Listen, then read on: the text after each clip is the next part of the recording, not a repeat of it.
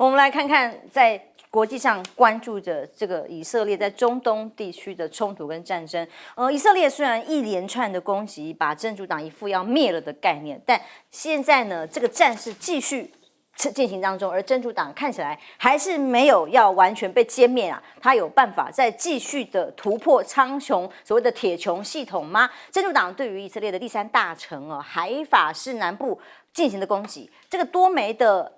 火箭弹啊击中的地方，海法市造成的伤亡，其中有5枚呢，大概有65公里外的泰伯利，大概造成了10人伤亡。看到画面就是这个被击中的地方，因为过去跟美国合作这个铁穹系统啊，几乎都是可以完全拦截外来的所有的飞弹的，而这一次呢，成功的突破打击到以色列境内，对于以色列来讲是蛮少见的事情。他们现在要求以色列官方要求彻查到底问题出在哪里，以色列甚至公开宣布确实有企图拦截啊，但是拦截的情况资讯不够快，还是什么原因呢？失效的情况正在调查当中。这是真主党一路挨打到现在，算是唯一一次在攻击在火箭炮的部分真的影响到以色列。以哈开战周年以来，以军继续连夜的轰炸加萨、黎巴嫩。现在因为互相攻击来攻击去，你发火箭弹，我也继续攻击。那么在以色列所发射的飞弹里头，造成了黎巴嫩这里学校变成了废墟，至少有46个人死亡。这是发生在6号的清晨，看到画面上这个地方就是学校，还有清真寺，分别造成了有26人、46人等等的死亡。那么这些攻击呢，其实双方造成的损伤也持续在进行当中。以色列炸黎巴嫩2个礼拜以后这个火力跟造成的伤亡已经远比美国轰阿富汗、叙利亚还要猛烈。当然，这个火力的完全的不均等，以色列这样轰下去，也会知道现在结果是什么，以至于现在当然弱的一方就不断的以恐攻各种形式来转进。以色列国防部长警告伊朗，现在焦点放到伊朗了吗？他说，伊朗伤害以色列的下场就会像加萨跟黎巴嫩一样恐吓他们，认为以色列在对于伊朗这个领域上面是完全伊朗毫无能力撼动以色列的空军。以色列国防部长喊话，没有任何一架以军的军机受损，也没有任何一个以军中的队伍因此失序甚至摩萨德这个以色列情报系统现在已经完全把聚焦的范围锁定到伊朗身上，看伊朗还会不会反击。而伊朗的飞弹攻势暴露以色列的防空弱点吗？以色列的防空系统未必如表面那么的坚不可摧。一旦伊朗如果瞄准特拉维夫这些重镇，有没有机会甚至以色列会造成重创呢？以色列目前伊朗发射过的180枚的弹道飞弹攻击以色列造成的结果至少有32枚直接命中，那么有靠近的 F-35战机附近的机械库都有点这个危险，但当然在这个过程里并没有造成伤亡，表示情报还有拦截系统是成功的。而哈马斯有放弃吗？没有，除了各地频传的恐攻之外，甚至哈马斯领导人辛瓦现在行踪成谜。大家知道他手机可能会被监控 ，BB 扣可能会爆炸，所以呢，现在行踪成谜的情况之下，要谈所谓的停火协定有困难。卡达官员说，现在辛瓦是活着的，只是行踪在哪里，可能还跟人质在一起，但是他现在沟通方式只用纸跟笔那回到飞鸽传书的阶段就是纸跟笔写下来怎么递交就有各种的困难，因为手机可能会被定位跟拦截。显然对于这个辛瓦他们来讲，安全更重要。那停火协定还有的签吗？其实停火现在可能更不知道遥遥无期，到底从何停起。那么现在伊朗说有可能现在6月6号的深夜到隔天的清晨要取消部分航班，这段时间他突然这样宣布的时候，大家认为的可能性是什么？是不是还会再发动空袭，以至于会把停航班的这个计划做宣布呢？还有猛烈报复吗？中共官媒公众号牛弹琴分析认为，伊朗确实不希望大打，不然也不会一直忍到现在。但是伊朗也不希望被以色列跟外界看成软弱。那么伊朗身为这边中东地区带头大哥之一，必须对国内民众有交代也必须要对小兄弟有个交代。所以这些反击的轰炸会到什么程度，外界也在观察。而以色列是不是有办法可以摧毁得了伊朗核子设备？伊朗可以对它造成的损伤或杀伤力可能多大？最严重当然是核武咯。那分析里头认为，包括一个距离的概念要跨越1000英里，经过沙国啦、约旦啊这些国家，有办法办到吗？燃料的问题，战机要飞到攻击目标，因为太远，还要再返航，要到以色列有难度。伊朗的防空空防，以色列的轰炸机必须有100架等等的。目前以色列的空军340架啊，伊朗其实相去甚远，大概只有1/3。所以简单结论来说，它必须要有美国或其他国家的协助，才有办法办到。但显然是不可能。亮哥来看这个以哈冲突到现在，其实战情一面倒，但现在如先前你也预料过，恐攻可能会变多，就是讲这个方向发展。我觉得以色列跟黎巴嫩发生地面战争几乎是确定了啦，那他也准备了精锐部队，大概有12000人要进入黎南，那就是要硬碰硬了啊，因为这个地方他不打不行啊，不然以色列北部的屯垦区那些老百姓回不去啊，所以他一定要打出一个一定的距离啦。那据我了解，至少30公里。可是这个地方以色列的经验是惨败哦，2006年他就是惨败啊，因为这个地方的地形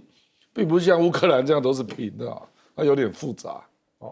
所以而且黎巴嫩当年大概只有6000人，现在这个地方大概也集结了3万人，所以我认为会打得蛮惨烈的。那我认为美国已经默许他打黎巴嫩，可是伊朗的部分比较复杂啊。因为你刚刚讲那个因素嘛，就以色列也不是距离不是问题啦，只要美国的约旦的美军基地让他加油就好了。他可以先飞到约旦啊，因为他可以用 F-15EX，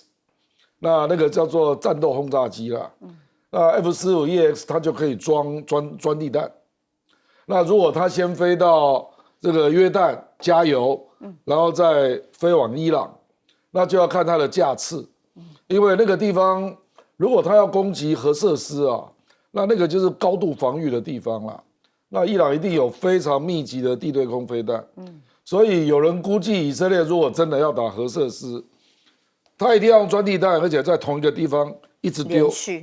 连续丢。像真主党那个领袖被打死，他丢了83枚，所以有人估计以色列大概至少要出动100架飞机。那以色列全部的战斗机只有340架，他敢这样玩吗？那我认为美国不希望他去打核设施了。可是他如果不打核设施，难道要叫他打油设施吗？所以你看那个布兰特石油期货昨天就涨到78了。那这个可能会有几种结果啦。就第一个，伊朗被炸，因为伊朗主要就是一个岛，那个叫哈格岛。那伊朗的油轮都是从那边去拿油，他可能直接炸那个岛。那这样的话，油价有人估计就会涨到85到90之间。那如果伊朗反击呢？伊朗可能会炸阿拉伯半岛的美国的石油公司哦。那这样油价就会涨到95到100之间。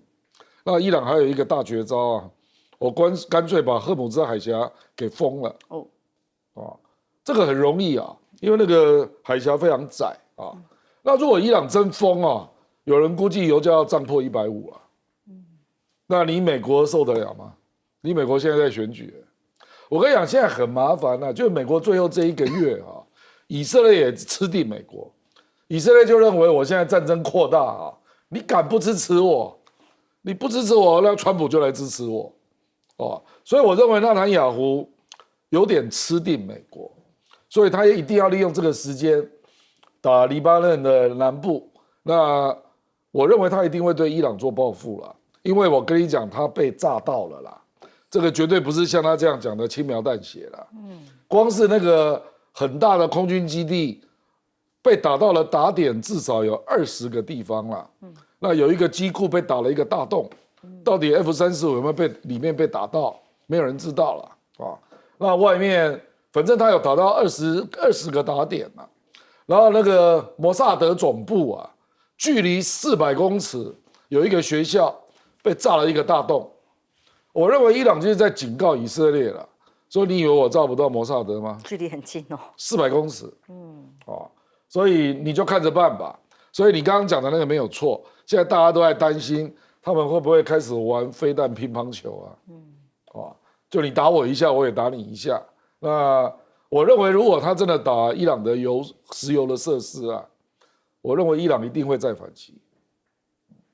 在这样的打来打去，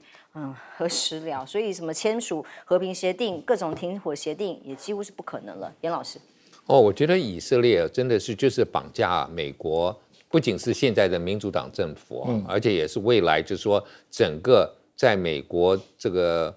国会里头的议员，大概没有什么人在选举之前会就是说不挺以色列。那包括美国的媒体我最近看一个这个。就是半岛电台，它的英文那个网站上面特别提到，就是 CNN 内部的一个访谈，就是有 CNN 的记者，他们那个时候去，我们这个大概大家如果看 CNN 都知道，一个叫 Nick Robertson， 那他每次去访问当地的以色列人说，你为什么炸这些医院啊等等。他就以色列那个当地的指挥就给他看，说你看这个墙上，这个就是他们恐怖分子的名单，他们有一个名单叫轮流来看守人质，就会阿拉伯人说对不起，那个是每天的每个礼拜的Monday Tuesday 是周一周二周三是一个周历啦，根本不是人不是那个恐怖分子排班表，可是。居然这样爆出来以后，就是不撤那所以你看看媒体对于这个以色列的报道，后来就变成是自己 CNN 里头人都说我不相信我们的媒体是公正的，所以现在变成是奈塔雅胡也知道，连美国的媒体都在挺他嘛，所以他可以不断的来做这些攻击。你看一开头，包括这个伊朗的飞弹炸的时候，他们。就跟着伊朗的报道，跟着以色列的报道讲说完全没有什么伤害意识你都没打到，慢慢的真相就有一点出来了确实是有一些伤害，所以你今天不断的这个以色列不断的利用美国的媒体，利用美国的这个政治选举的时候，不敢对他怎么样，我觉得拜登也被他真的是吃了够的了，现在很生气，但是也不敢讲，希望以色列这边有和平，然后问题是，那你为什么？还提供他武器，为什么你在联合国还继续挺他？所以美国就是一个被以色列主导我们常常讲说，这个尾巴还对头来摇的，这个最凶的。那过去有人认为说我们台湾有这种角色，我到现在为止还没看到我们可以这样子来使唤美国，就透过我们的战略地位，可以让美国无条件的来支持我们完全没有，可是以色列就做到，他就用这种舆论，用这种就是等于是历史的煽动，让美国有这种罪恶感，如果不支持他，所以现在看起来，伊朗跟以色列之间，我相信这个冲突会持续下去，整个中东，而且以色列现在有自信要打好几方的战争嘛，他也可以面对我们前一阵子看连这个也门这边他也有一些动作，然后再像加沙还继续有，对不对？学校还照样弄，然后这个黎巴嫩呢喃这个对抗这个真主党，他照样做。我觉得他已经有一点点不把自己老百姓的安危放在心中，而是把这个政治人物自己的这个，特别是内塔尼亚胡还想持续执政，放在这个首位了。彬哥，因为的确以色列一开始轰炸医院曾经有过，还有国际在谴责，但现在的确好像变成常态。他现在最新的一波轰炸也是清真寺跟医院学校大家都已经麻木了，因为以色列从对付加沙以来一直就是这样干。反正不管是什么地方，他就说我怀疑里头有个真主党，或者我怀疑里头有个哈马斯，我管他是真的假的，我就炸。你谁能够证实他是或不是？没有人知道。所以现在西方这些国家顶多也是嘴巴上谴责一下，也管不了。问题就是美国持续还在支持他，但是这次真主党突然之间突袭成功了，是铁穹出现漏洞吗？其实任何防空系统都有漏洞，因为铁穹有它的基本的射高跟最低射高，如果你低于它的最低射高打进来，它也没有办法。那距离如果太近，因为它的防守范围是5到70公里的范围，如果它在5公里之内呢？如果它非常接近你，打出这火箭来，你恐怕也很难来。所以我觉得。真主党大概也慢慢从跟以色列的对战当中，一直不断的探寻，大概找出了一些铁穹的漏洞，所以以色列也要赶快去想办法去把这个漏洞弥补过来。可是我必须说，真主党不管再怎么样，他的反击能力还是相对微弱，因为真主党现在整个组织都已经破碎，因为他基本上他连里头到底有多少内鬼，他自己的领导人，因为他已经连续3个领导人都被炸死。那最新的这个到底活着还没活着，没有人知道。所以我觉得这个对真主党来讲，他要短期之内做出有系统的而且非常强大的反攻，基本上是很困难的事情。但是问题来了，像刚刚亮哥说的，我本来认为那个炸什么，他们有好几架 F-35被炸到啊，这可能是一个谣言啊，或者怎么样，可能是网络传闻啊。可是以色列国防部长的这个回答，反而让我觉得他应该是有受伤。因为如果没有受伤的话，第一时间就可以讲啊。为什么要等了好几天之后才说我们没有任何受伤，你根本没有炸到我们任何飞机？你会故意去强调这件事情，大概就是有，我觉得大概就是有。那我个人是认为呢，以色列当然一定会对伊朗进行报复，可是这个报复的程度到什么地方，那就要看以色列目前手上掌握什么。其实大家注意看哦，以色列的情报工作做得非常好，不管是真主党也好，哈马斯也好，他都掌握了很多情报资源。那甚至在伊朗这个地方，他也有很多线人、很多内鬼，不然上次怎么能够去狙击哈马斯的领袖成功？所以在这种状况下，我个人认为摩萨德在讲这个东西不是虚声恫吓，摩萨德可能也会进行某一些暗杀报复手段。所以哈米尼最近很紧张啊，都躲得远远啊，也不敢随便轻易现身啊，因为他是有可能成为以色列报复的一个现象。所以我觉得，不管短期之内如何，我认为在更大规模的进攻，不管是伊朗或者以色列方，我觉得大概可能性都不是那么大，因为其实伊朗量能有限，以色列现在主要目标还在真主党这个地方，可是未来双方一定还是会彼此互相报复，这个祸根哦，几十年都没办法解开。接下来看看美中的对抗，其中经济层面的围堵，美国拉着欧盟要一起来出手。最新的结果已经出炉，欧盟对于中国电动车的关税的确投下了赞成票。经过了一段时间的拉锯哦，以为说有一些国家可能松动，但是结论仍然过关了。但是呢，接下来的双方的对峙将会越来越严峻。例如，新里奇的这个基金会贸易政策负责人就说了，猪肉、乳制品这些关键行业会受到更多的审查。难道这个贸易只有单方吗？当然是双方都有需求。17号开始，北京就会对欧盟进口猪肉发起反倾销调查哦。影响会集中在哪些国家呢？西班牙、丹麦、荷兰主要的供应商，我相信进口的量也会很大。当然还有乳制品，荷兰、法国、爱尔兰。原本以为法国对于这个方面的这个疑虑会比较大，结果他还是支持了这个关税的赞成票。所以欧委会对于中国电动汽车的增税，有办法真的遏制或者是影响中国汽车的影响力，遏制得了吗？包括了跟美国、印度在中国生产的汽车征收，根据这个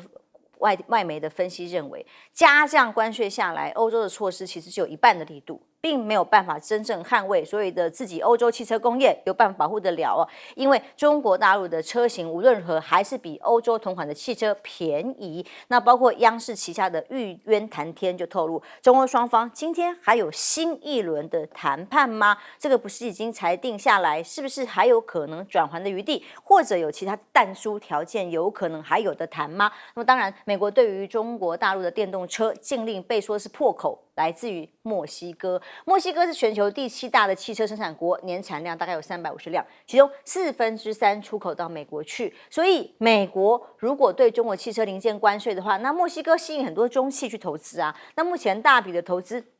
产地出口就是从墨西哥，而不是中国大陆咯。那这样子，从2023年底有12家车企的中国车企，还有39个品牌进驻到墨西哥，到时候直接从墨西哥进到美国去，也是一条路径啊。那当然，美国还担心一件事情，有个最新的报道，大选在即，居然在铁锈地带这个重点的摇摆这个地方，居然还有中国电动车厂要耗资超过20亿美元进驻到密西根州附近建立电池厂区那个密西根政府也说要查超过7亿美元去补助建设。范斯也就是川普阵营的副总统候选人，特别在痛批这件事情，说官方图利中国企业，这个铁锈地带汽车的工业大镇，当然哪里有好处，哪里有可能刺激，景气就往这里走咯，这个会不会成为大选关键影响因素？大家也还持续观察。而明天呢，在11长假之后，大陆的股市又要开市啦。那被说信心爆棚，前面这个 A 股爆红暴涨，让股民疯狂。新加坡学者谈中美竞争的时候，就认为美国要做好准备世界第2的准备，这个是马凯硕说的。中国大陆在跟美国比起来，有更长期的战略。随着中国跟美国的经济差距不断缩小，美国要准备当世界第2了吗？那这个中国股市 A 股是不是还继续夯，继续要往上冲？10月8号恢复交易就知道。但中国发改会以开记者会的方式说明，它如何落实一系列的经济刺激政策，显然还要加温，还要让它涨上去的概念嘛。Bloomberg 说还没有提供新闻发布会细节，但是越来越多的分析都预期中国的政府将会扩大公共支出，作为刺激景气的一个手段。所以陆企在回购库藏股等等掀起热潮，增强信心，都是为了马上要开市做准备。那么上交所、深交所还想，哇，这个爆量交易准备要上门了，所以11长假后，所有券商都推了这个24小时的开户业务，要给用户各种的通融明天因应开市之后的压力如何？大家来看，甚至沪深300上看4600吗？这个总回报可以到15到18个上升空间，就代表高盛也给予相当高的评价跟预期，会创历史上最佳的单周表现。市场信心爆棚的情况之下前中国恒大的首席经济学家任泽平说，目前涨势是信心牛，5年一遇啊，低迷了那么久 ，A 股跟港股短短1个礼拜可以涨幅超过了美股跟日股。港股更登顶全球股市的榜首。中国的驻美大使谢峰回应，中国股市疯涨中国的股民排队开户，外国资本跑步进场，外资要回到中国大陆了吗？讲中国崩溃论的人呢，正在不断崩溃，让中国大陆的经济见顶论现在正在见顶。亮哥，先来看看欧盟这次的制裁措施。欧盟这个主要是法国跟意大利联手啦，那可是有10个国家弃权，然后德国是支持嘛，是反对加关税。所以这个是一个叫做支离破碎的投票结果了。那这个情况当然中国大陆就是还是会继续各个击破了，因为它依规定要有65%的累计投票。那目前就是你反向要推翻它就要有65%，那不容易了那可是它只能够让法国跟意大利要让它改变态度嘛，因为它是用人口用 GDP 来算的所以主要就是法国跟意大利那我认为这个反正就继续纠缠因为欧盟早晚要解散的啦，这个根本就是乱成一团的一个单位啦那至于那个大陆的股市我们用最保守的来算啦，就是因为港股多开了3天盘嘛那第一天是跌了330，第二天涨了533，那今天又涨了362所以港股基本上这3天是涨了快要600点600点用港股换算就是3%那可是明天呢，这个发改委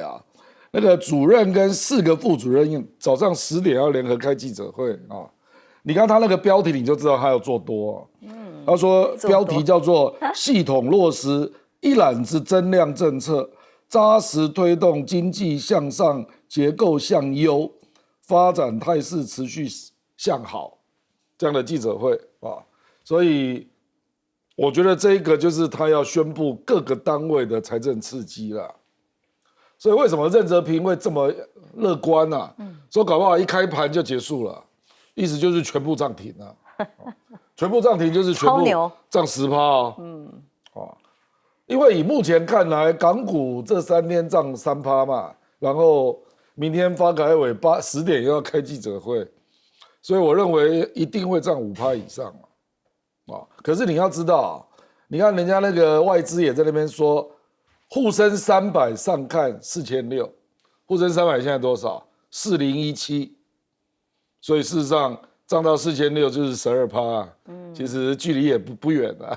所以我觉得明天涨完之后，最好还是小心一点。但是它的确是长期很低迷，好不容易冲上来，不，已经到3336了。对啊，所以他们现在它是从2675开始的，它已经涨600多点。没错。那这一波再上去，大概就接近3600了。所以还要加油门再吹的意思哦。休息一下，马上回来。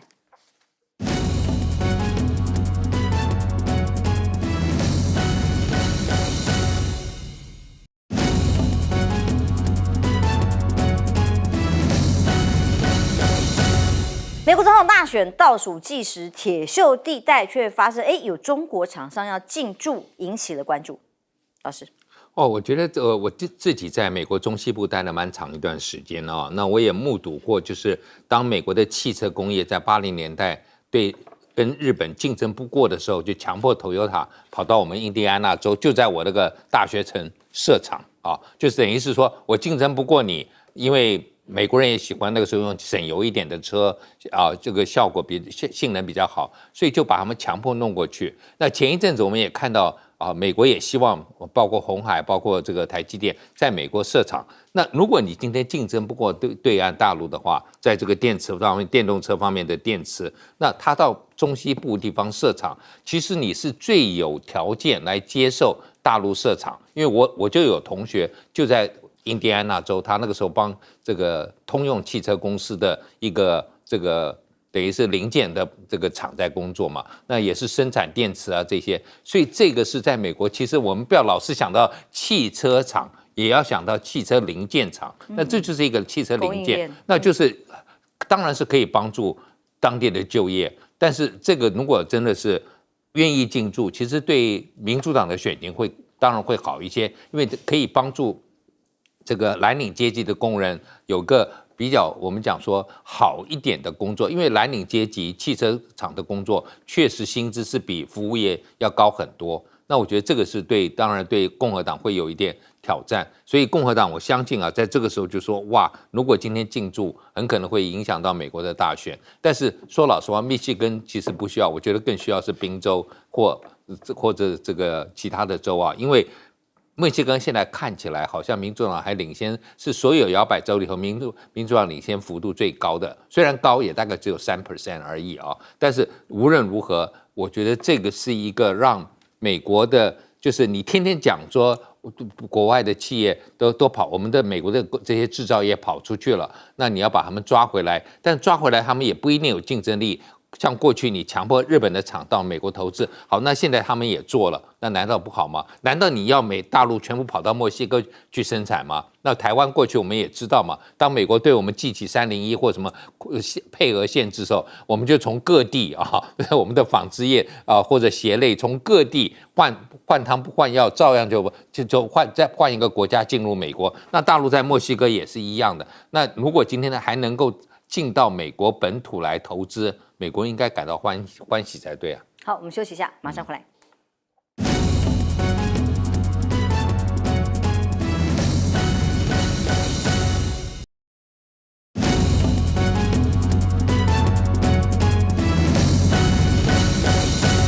电动车的市场在中国大陆是各种的品牌，哇，遍地开花，跑得很快。那各种新产品不断的推出，因此造成了美国、欧洲的压力。现在欧盟通过之后，所谓的关税管制可能造成的后果是什么？其实我觉得欧盟，你如果真的想要用关税来对付中国大陆的话，你弄了这样的一个半吊子关税权，到底是什么意思？我也搞不太懂。就是你看，美国跟印度，它其实征100%的关税，结果它的电动车还是比它贵，因为特斯拉没有一台低于3万美金以下，结果比亚迪就算你征100%关税，它在美国还是可以卖掉25000美金，它比你便宜5000块美金。那如果美国都这样的话，那你欧洲才征的30-40%的关税权有什么用？它还是比你便宜啊。他们真的很厉害。对啊，我之前就讲福斯，它预计这2年想办法把成本压低，生产一个2万欧元的电动车，就已经福斯的极限，它到目前还没有生产出来。那其实它生产出来也不过就是比比亚迪贵一点点，然后所以你还是没有办法跟它竞争嘛。所以我觉得重点是在欧洲自己的竞争力丧失。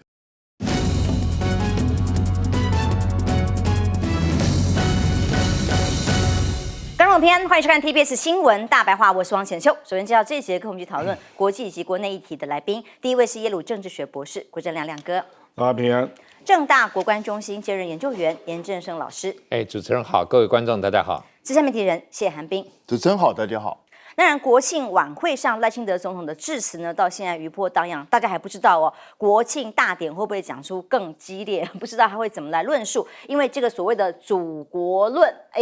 在中国大陆75岁以上的人，可能他的祖国都是中华民国，这样的言论呢，当然也让他被说是小粉红崩溃了啊，一直在分享影片，《镜周刊》刻意这样来报道，结果呢，影片被删了吗？当然，绿营有很多人一片叫好，包括蔡易余，他说这样的论述完全正确啊。目前为止，国台办对这个说法找不到破绽，中共只能用共击扰台，用武力犯台，或者是石板民夫，怎么形容呢？他说这是赞啊，金句连发。说让习近平哑巴吃黄连，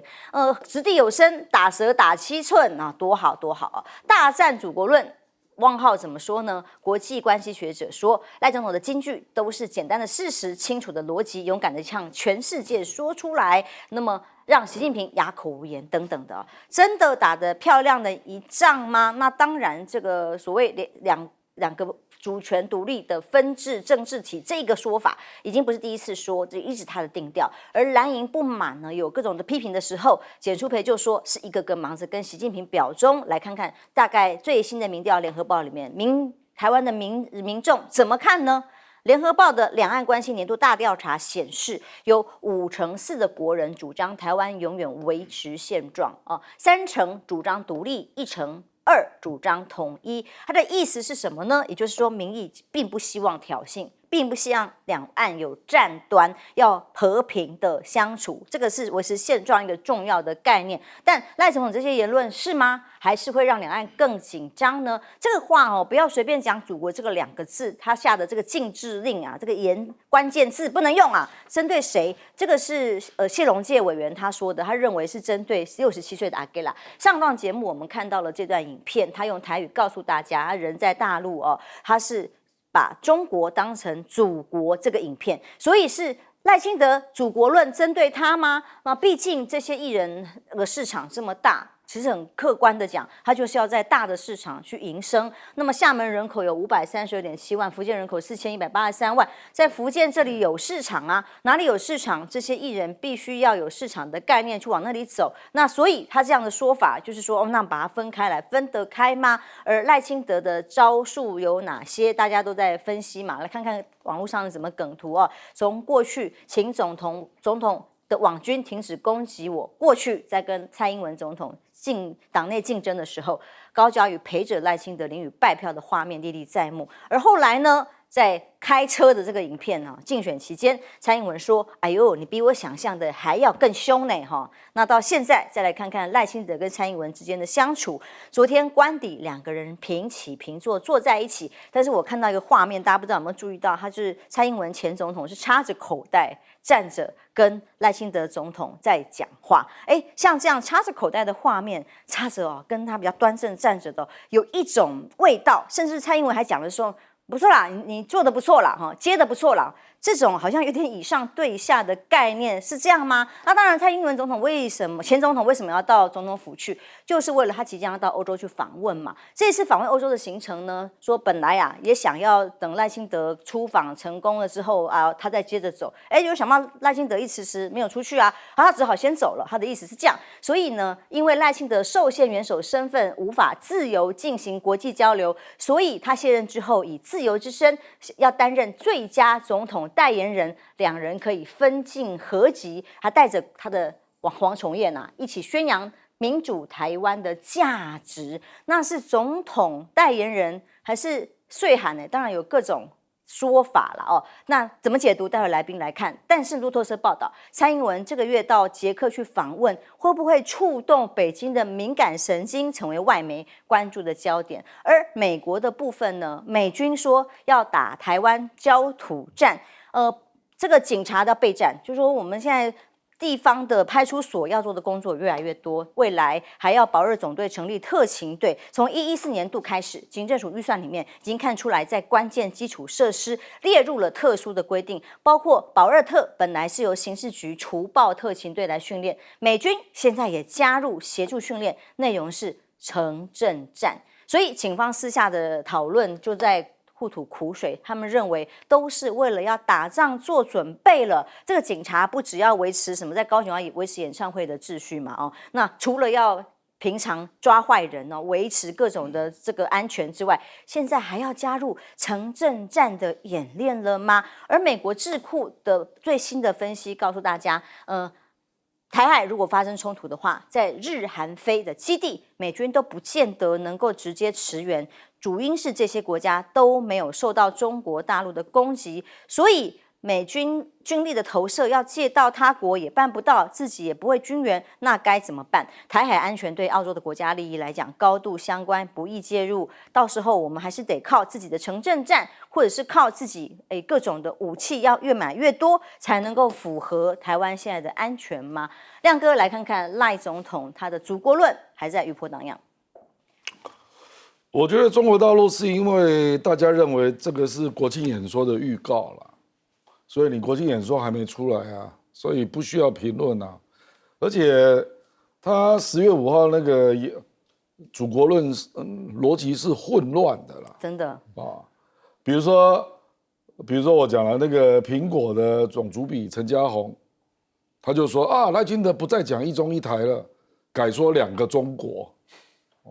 你去看小笠原怎么说？小笠原说，那以后都讲中华民国人民啊，他不再用台湾这个词啊，你认为有可能吗？他其实难得全部都讲中华民国，我知道嘛，所以你看《中国时报》写了一个社论，对他充满期待，对他充满欢迎之意啊，说欢迎你回到中华民国论述，我才不相信这是民进党的想法所以蔡依瑜那个就是莫名其妙，他以为这样可以呛到中国。我跟你讲啊，很多统派会觉得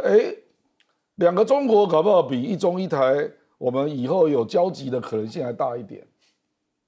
所以欢迎你向统派靠拢。我跟你讲，绝对不是他们想的那样啦那我觉得，你看到现在为止，那个真正的独派都不讲话有人出来讲话了。真正的独派，你指的是谁？你要讲真正的啦比如说林濁水有讲话吗？还没有。我看他们是被打了，是蔡丁贵，他们是被打了1巴掌，不知道怎么回应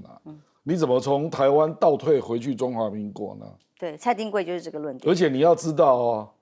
你2758号决议如果是赖清德这个论调，那你们就去接受国民党的版本就好了嘛。因为你要知道，民进党对2758号决议的反对是认为台湾跟中国无关台湾不是中国的一部分或者是中国代表权之争跟台湾无关，所以民进党那个论述是比较接近台湾地位未定的，那结果现在被赖清德打乱所以我跟你讲，为什么人家不回应？因为不知道你在干嘛嘛。我认为赖清德真正的用意就是那天去那边闹场嘛。就是他硬要讲一些话，那第一个是对台湾艺人在11的时候表态他的不满，是。那第二，对国庆晚会充满中华民国要素、韩国瑜主导的不满，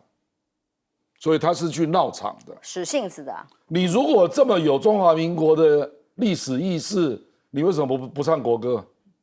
你为什么国歌那一段你不进场？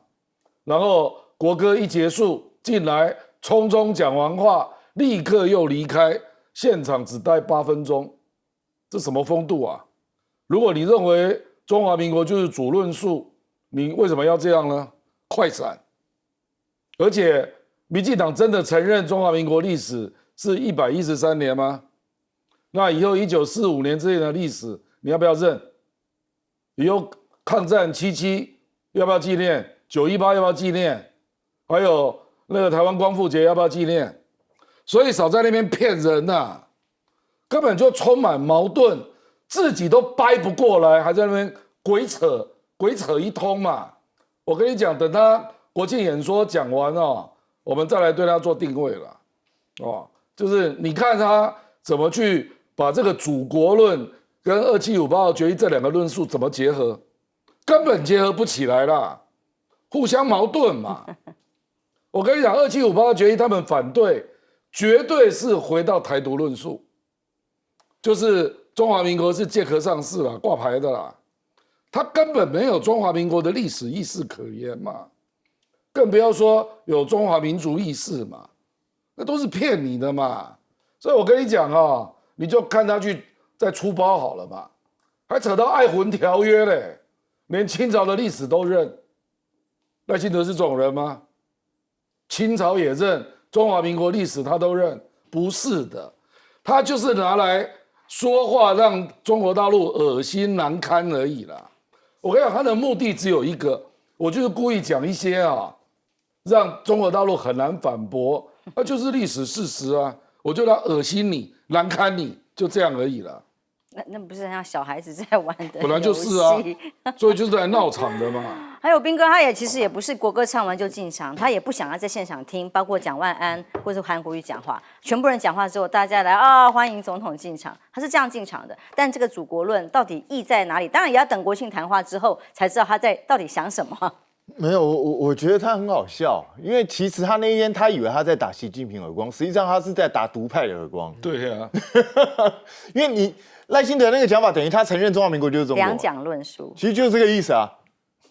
那就是怎样？你要知道这个打不了中华人民共和国耳光，为什么？因为中华人民共和国从来没有不承认中华民国，他只是认为你已经灭亡了而已。他只认为1949年之后你就被我取代了而已啊。这是中华人民共和国的论述啊。所以你现在你也配合他们论述啊，认为中华民国传给中华人民共和国、啊，那不是你也第一个你也承认你是中国人，第二个你等于认同中共史观哦。那是怎样？那你这个总统还要不要当？我也不知道。那就两岸一家亲啦。所以今天我知道那个中时系统是蛮有期待的、今天还问我说啊，这样是不是那个两岸之间可以缓和？我觉得你们想太多了。他解读真的差异很大。赖清德根本不是这个意思啊！你们不要搞错了，他只是故意，他只那天在当个酸民而已啊，就是这样子而已啊。他也没想要干嘛，他的想法根本就不是这样，他根本也不认同中华民国嘛。如果一个认同中华民国的人，他那天应该是全程在场啊。就那天讲一个很好笑，说因为怕扰民，我都不知道他在那边，他那边哪怕只出现1秒钟，跟他全程在场。他已经害我们全部人都要安检了。对啊，扰民，你从头到尾就你就是要安检啊。对啊，对啊。你看我扰到你，我就可以滚了，是这样吗？所以真的不知道在干嘛，我就觉得他很无聊啦，搞这种小动作只会让人家觉得他就是完全都没有让我失望，他就是个鸡肠鸟肚的人嘛。基本上格局啊，对他的格局就很小，然后完全没有国际观，以为讲几句这种插话就可以哇，那个在国际上露脸哦，也只有蔡玉、王定宇这种根本不是咖的人才会认为他讲得很好。我都不晓得，像石板民夫，我都不知道在乐什么，有什么好笑？你们已经等于承认你是中国人了，我就是有恶心到中国大陆，是这样。我就觉得真的很好笑。然后讲老公也不会理你啊，他就当做没看到，对不对？你又能把他怎么样呢？那倒是蔡英文这个很有趣，我觉得蔡英文是故意在酸赖清德。我觉得他有个姿态耶，对啊，高于赖清德的姿态。因为你看蔡英文讲说啊，我本来是在等你先出去。那你知道为什么赖清德在告诉他，哎，以前我在的时候我都可以出去啊，这个时候我已经出去访问了，那为什么你出不去？哈哈，你出不去。对啊，所以我觉得他在嘲笑他，为什么你出不去？你自己害的、啊。没有错。对啊，就是、我先出去了，哈哈哈，这样子哦。你看我现在还是可以出去，你还是出不去。蔡英文2016上任才1个月就去美国，是啊，是得到非常高的礼遇。他还跟川普通电话，哎，是。那请问一下，你跟拜登有没有通过电话？也没有啊。所以我觉得蔡英文根本就是在暗酸他嘛。难怪赖清德里面那么多情绪澎湃。是啊，所以我觉得赖清德心头应该很闷呐。而且你不觉得吗？他整个跟蔡英文，他跟蔡英文走在一起，蔡英文比较像总统。你不觉得吗？因为蔡英文总统前总统插个口袋，然后一个高高在上的感觉。而且蔡英文真的比较自然啊。你看赖清德就有点，他大概副总统当了4年，当习惯，毕恭毕敬的。这样这样也不错啦，尊重前总统也是好事啊。那可是问题是，接下来你10月10号那个文告就至关重要。你如果再用这种酸民口吻我跟你讲，那情况就会变得越来越糟。赖清德你自己要好好去想清楚，你不要搞到你自己4年什么地方都去不了，那也不是不可能会发生的事情哦，你就自己看着办。倒是保2总队这个事情我真的觉得保二总队这些人当初来应征考试，他考上的是警察，他考上的不是战斗部队。你们现在把他当战斗部队吗？你去看保二总队的执掌是什么？他是负责守护这一些基地啊，或是核电厂啊这些相关的重大公共设施。他不是去跟解放军拼搏打仗的，他是一个维安的部队，不是战斗部队。你们现在硬把这些人搞，我觉得不要搞到我们警察已经缺员很厉害，不要到时候又搞到大离职。严老师。我觉得这个赖清德的逻辑啊，蛮乱的，然后不知道这个是谁帮他准备的稿，我真的很想知道，因为我没有看出来，包括一些亲绿的媒体或者一些所谓的名嘴吧，能够帮他很完整的来论述啊，或者捍卫他这个立场，因为这个真的很难。那我刚刚讲到，就是只有蔡丁卫会去批评他，可能蔡丁卫也是已经是绿营的边缘人了，才会觉得说哇，你完全背叛了我们原来的想法哦。那我自己是认为，因为每年10月1号跟10月10号这个中间就比较尴尬，就是说台湾好像也不能就太早庆祝国庆，因为有点偏向10月1号啊，所以我们要靠这边。可是今年就刚刚好。你看这个大会不是刚好在10月5号，10月5号是靠近10月1号，而不是靠近10月10号，这有点，所以我觉得赖清德觉得说，你们怎么挑一个时间比较偏对岸的国庆？那我觉得这一点他可能心里头会有点不舒服，可能想太多了。